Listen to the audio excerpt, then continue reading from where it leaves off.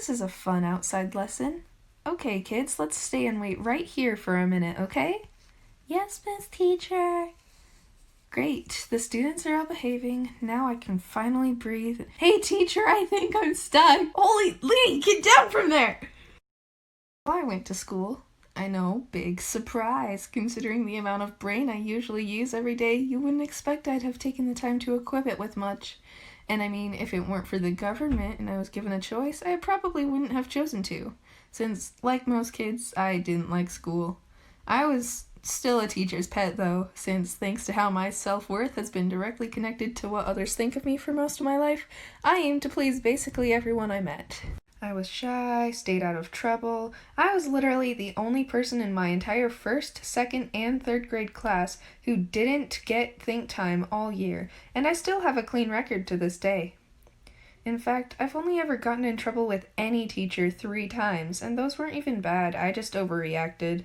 Like once, and I honestly still feel guilty about this, and it's stupid, but in first grade, one time instead of listening to the teacher, I was playing with the headband I was wearing. Of course, my good teacher wanted me to focus and learn from his class, so he asked me if he needed to take it away. You wanted to take my headband away? Oh my gosh, I'm such a horrible person. I panicked so bad that I didn't say anything and just stared at him for like a full minute on the verge of crying.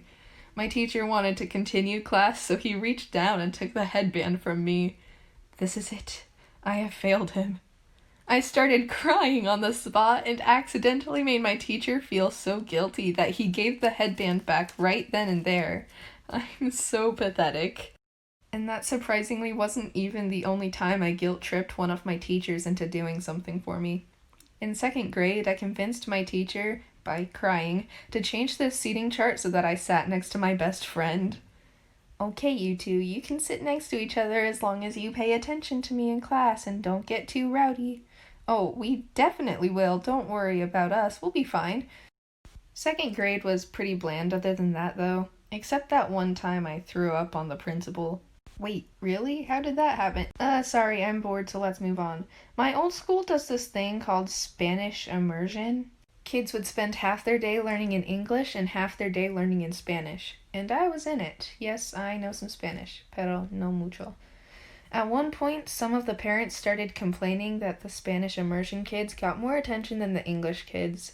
The school district really wanted to shut them up, I guess, so they built a second elementary school and moved half of my school to the new school. They're happy now.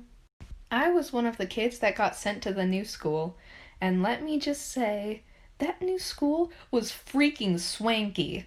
Those construction guys built it in 2 years and they decked it out with everything. It had touchscreen laptops. It had one of those high-quality contemporary jungle gyms. It had hallways full of these really weird cushion bench-shaped things that no one was really sure what they were, but they were there and we loved them. It had these walls of photo murals and inspirational quotes, like the kids would give a crap about that.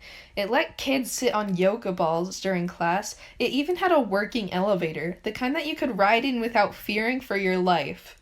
It was pretty great. Though unfortunately, we little gremlins couldn't be satisfied and got pretty ungrateful after getting used to it.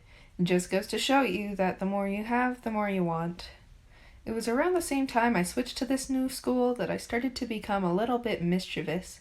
When possible, I would disregard the rules and be dumb, and some of my 4th grade teachers and I did not get along well. Though somehow I never got any punishments.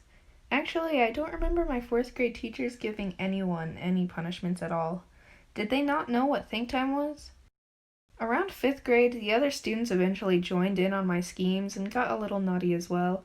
We would stay out past the recess bell, ask the teacher if we could skip homework, steal foods from the lunchroom and eat it during class, and surprisingly our teacher didn't give a crap. She was chill.